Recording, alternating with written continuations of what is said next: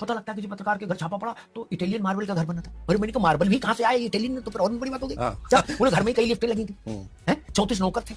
बताइए, पक्ष जब ये बोलता है कि निष्पक्ष पत्रकारिता नहीं हो रही, तो वो मालूम क्या कहना चाह रहा है। निष्पक्ष शब्द को आप समझ लीजिए, ये हटा के इसके अंदर की भाव को समझो। वो क्या कहना चाह रहा है? वो कहना चाह रहा है हमारे पक्ष वाली पत्रकारिता क्यों नहीं कर रहा।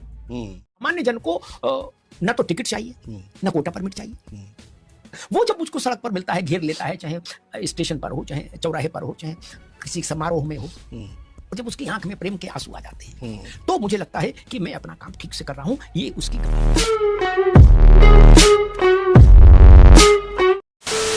नमस्कार दोस्तों, स्वागत है आपका द फर्स्ट डिबेट के मेरे इस यूट्यूब चैनल पे। दोस्तों, आपने हमेशा देखा होगा प्रायोरिटी में यही देता हूं सबसे पहली वाली कि अमिताभ अग्निहोत्री जी की डिबेट आपके समक्ष लाता रहूं, जो आप बहुत पसंद करते हो। और अमिताभ अग्निहोत्री जी से आपका लगाव देखते ही बनता है, और मैं खुद भी बहुत अमिताभ अग्निहोत्री जी को एडमायर करता हूँ, उनको अपना गुरुजी मानता हूँ। लेकिन दोस्तों, जब से उन्होंने त्यागपत्र दे दिया TV9 से, दोस्तों उनकी डिबेट आना बंद हो गई है। और सभी व्याकुल होकर पूछ रहे हैं कि अमिताभ अग्निहोत्री जी कब आएंगे, कब। अगर वो टीवी चैनल पे आएंगे तो उसका नाम जानने के लिए सब लालायित हो रहे हैं। अगर वो यूट्यूब चैनल पे आएंगे तो क्या होगा, उनका यूट्यूब चैनल का नाम कब से आएंगे। सब सवालों का जवाब दोस्तों आपको मिल जाएगा, लेकिन एक शर्त है, आपको ये वीडियो पूरा देखना होगा।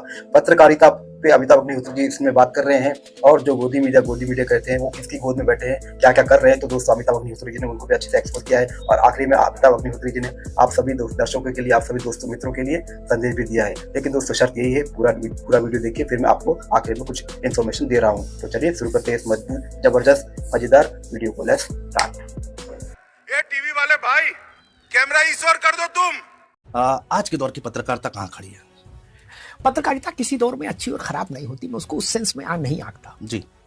आज के दौर की पत्रकारिता के संदर्भ में मैं कहूंगा कि पत्रकारिता बहुत जागृत रूप में है इस वक्त। अच्छा। पहले क्या था कि चीजों को छुपाना या उसको आपके मैनेज करना सरल था। अब लगभग असंभव है, लगभग असंभव है। 100 ना भी मानिए तो 99.9%। अच्छा। कोई चीज घट जाएगी, कितने भी बड़े व्यक्ति के लिए हो, बड़ी संस्था के खिलाफ हो, वो कहीं ना कहीं प्रकाश में आएगी जरूर। चाहे कोई यूट्यूब पर कुछ बोलकर उसको जाहिर कर दे, चाहे किसी डिजिटल प्लेटफॉर्म पर आ जाए, ठीक बात है।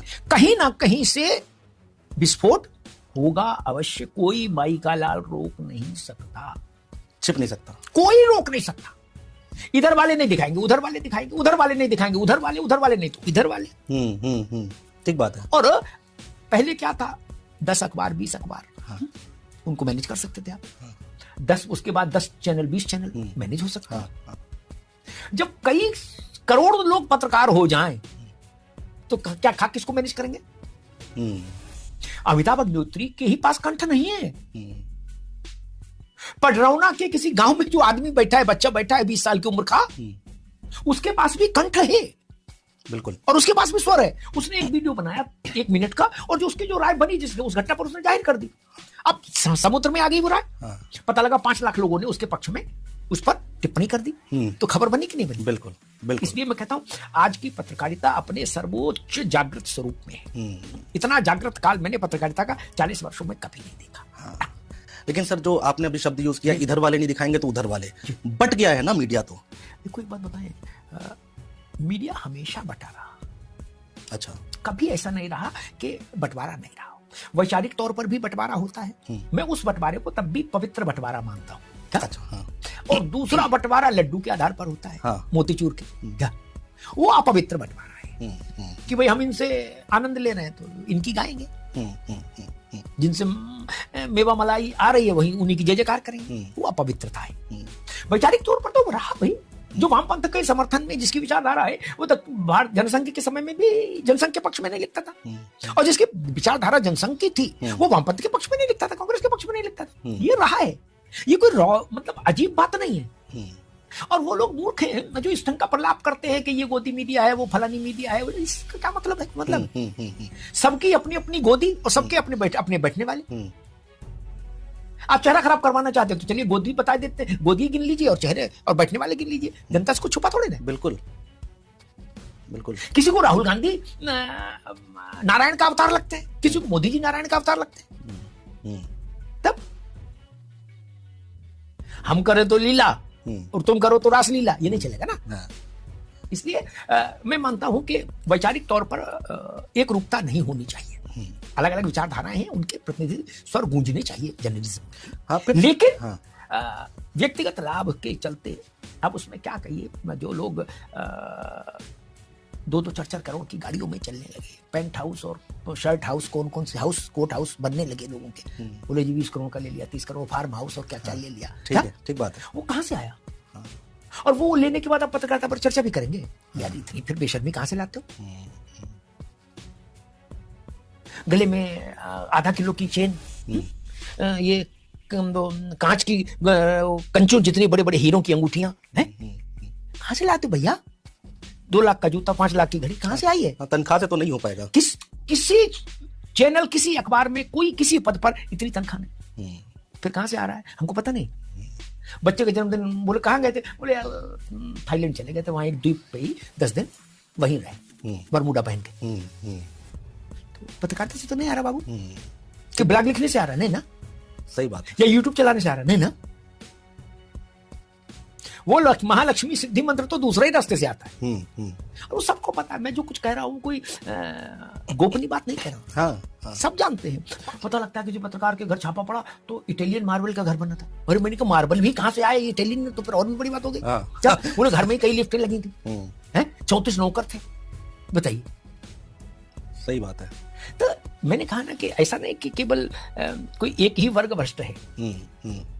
भ्रष्टाचार एक सर्वव्यापी समस्या है, जो समाज के हर वर्ग को, उसमें नेता भी शामिल है, कर्मचारी भी शामिल है, सब शामिल है। विपक्ष है या फिर कोई भी तबका है, वो ये कहता है कि भाई फिर वो सच्ची पत्रकारिता जैसे शब्द, निष्पक्ष पत्रकारिता जैसे शब्द, वो कहीं गुम होते दिखाई दे रहे हैं। बहुत आरोप लगते हैं।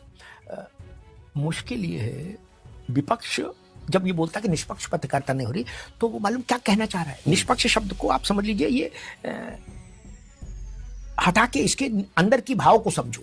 वो क्या कहना चाह रहा है? वो कहना चाह रहे हमारे पक्ष वाली पत्रकारिता क्यों नहीं कर रहा? निष्पक्ष किसी को नहीं चाहिए बाबू।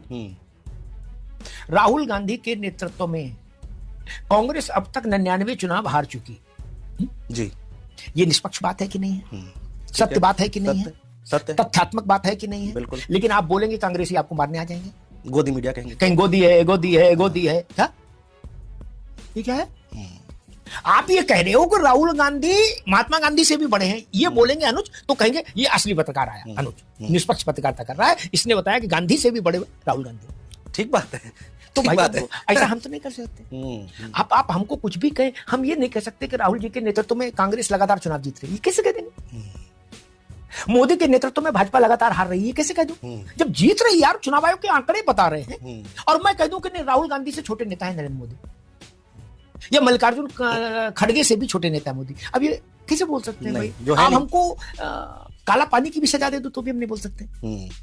आप गोदी नहीं, सुपर गोदी, अल्ट्रा गोदी, प्रोमैक्स गोदी बोलो, तब भी हम ये मूर्खता नहीं कर सकते कि नरेंद्र मोदी भारत के सबसे कम चुनाव जीतने वाले राजनेता, ऐसा तो मैं नहीं बोल सकता। जो है नहीं वो बोले कैसे? तो भाई साहब इसलिए निष्पक्ष कुछ नहीं होता। आप ये चाहते हो निष्पक्ष बोल के कि हमारी वाली बात बोलो। निष्पक्ष किसी को नहीं चाहिए। ना ना ना ना, मिर्ची ये खाना चाहते ना वो खाना चाहते।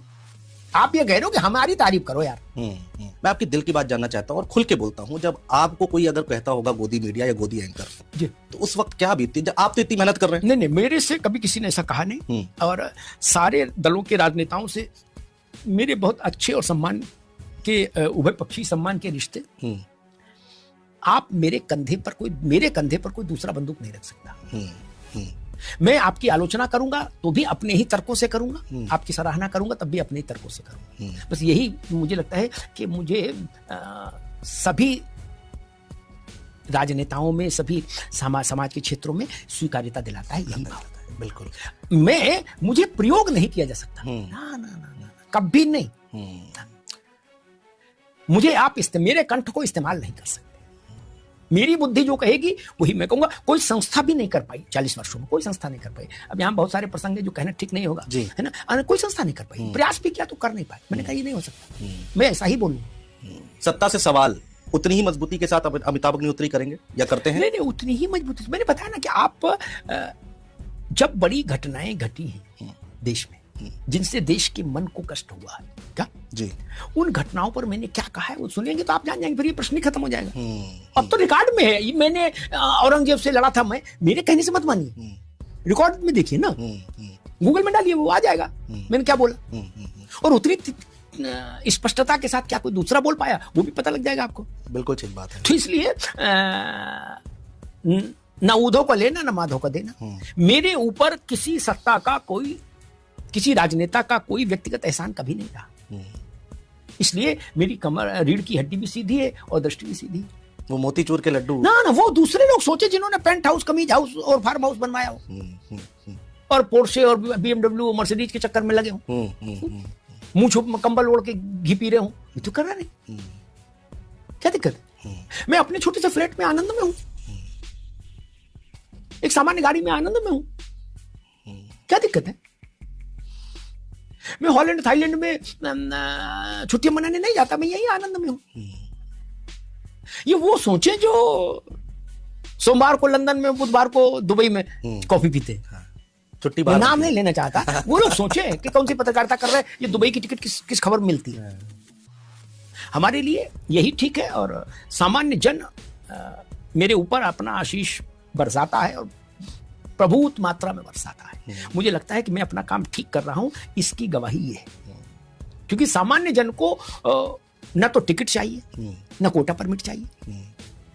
वो जब मुझको सड़क पर मिलता है, घेर लेता है, चाहे स्टेशन पर हो, चाहे चौराहे पर हो, चाहे किसी समारोह में हो, और जब उसकी आंख में प्रेम के आंसू आ जाते हैं, तो मुझे लगता है कि मैं अपना काम ठीक से कर रहा हूं, ये उसकी गवाही है।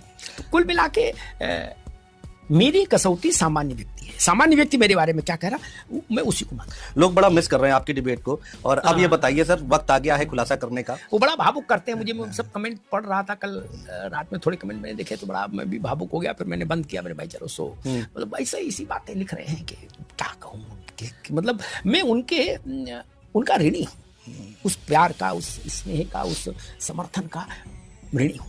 आदत पड़ गई है लोगों को आपको मतलब रोने लग रहे हैं लोग, क्या कहूँ। मैं कह रहा हूँ भैया आऊंगा, फिर शुरू होगा सिलसिला, फिर कारवा बनेगा, फिर आप लोग साथ रहेगा। लेकिन उनकी व्यग्रता, आज के जमाने में किसी पत्रकार के लिए लोग बेचैन हो, ये अद्भुत बात है। वरना लोग पत्रकारों से कह रहे हैं कि तुम बोल क्यों रहे हो, चुप क्यों नहीं हो रहे। ठीक बात है। उल्टा कह रहे हैं कि चुप क्यों नहीं होते भाई मेरे, क्यों बोल रहे हो जब कोई सुन नहीं रहा है ना। और आपसे कह रहे हैं बोलिए भाई कहाँ है। 5 लोग शो बनाने में लगे और 3 लोग देख रहे, 2 उसमें भी कम हो गए, है ना। ऐसे चल रहा है। जनता कह रही है भाई आप क्यों ये बोले जा रहे हो लगातार। ठीक बात है। जनता मुझे भावुक कर रही है, रुला रही, कहाँ है, कैसे आएगी, फलाना। और हमने वो चैनल छोड़ दिया, वो डिबेट देखनी छोड़ दी, ऐसी टिप्पणियां कर रहे हैं तमाम। तो भाई क्या कहें। अब इतने लोगों को सर जवाब देना भी नहीं, मतलब जवाब भी क्या देंगे। मैं उनकी शब्दों के नहीं, मैं उनकी आत्मा का जो वो है ना भाव, उसको प्रणाम करता हूँ। उनकी आत्मा का भाव है जो मेरे प्रति उनका आशीष है, मैं उस भाव को प्रणाम करता हूँ पूरी विनम्रता के साथ। वो है तो मैं हूँ। बिल्कुल ठीक बात है। वो नहीं तो मैं नहीं। मेरी संपूर्ण ऊर्जा, संपूर्ण क्षमता, संपूर्ण शक्ति, संपूर्ण सामर्थ्य वही आम आदमी है देश का, जो मुझे खोजता है, जो मुझे प्यार करता है, जो मुझे दुलार करता है। तो दोस्तों उम्मीद कर रहा हूँ ये आपको पॉडकास्ट पसंद आई होगी। तो दोस्तों मैं मुद्दे की बात बता रहा हूँ आपको। अमिताभ अग्निहोत्री जी यूट्यूब चैनल पे आएंगे और उनके यूट्यूब चैनल का नाम होगा राष्ट्र की वाणी या राष्ट्रवाणी, यही होगा और महीने के अंत में आ जाएगा। तो उम्मीद करता हूँ दोस्तों जैसे अमिताभ अग्निहोत्री जी अपना वीडियो लाना प्रारंभ करेंगे, मैं भी आपके समक्ष उनकी वीडियो की कुछ झलकियाँ अपने यूट्यूब चैनल पर लेकर आऊँगा। लेकिन दोस्तों एक बात समझ के लीजिए कि अब अमिताभ अग्निहोत्री जी यूट्यूब पर आ रहे हैं, तो दोस्तों इसी तरह से वीडियो रिकॉर्ड करके आपके समक्ष लाना होगा। कुछ लोग बहुत नाराज हो जाते हैं, दोस्तों उनकी नाराजगी एक तरफ, मैं तो ऐसे ही काम करूंगा, मुझे कोई प्रॉब्लम नहीं चाहिए, ताकि मैं आपके लिए अच्छी वीडियो अमिताभ अग्निहोत्री जी की लेके आता रहूं। तो दोस्तों उम्मीद करता हूं ये पॉडकास्ट आपको पसंद आया होगा। ऐसी अमिताभ अग्निहोत्री जी की आने वाली वीडियो आपको देखना पसंद है दोस्तों, तो फर्स्ट डिबेट के इस यूट्यूब चैनल को आप सब्सक्राइब करते जरूर जाओगे। मिलता हूं मैं आपसे अगली वीडियो में, तब तक के लिए जय हिंद, वंदे मातरम।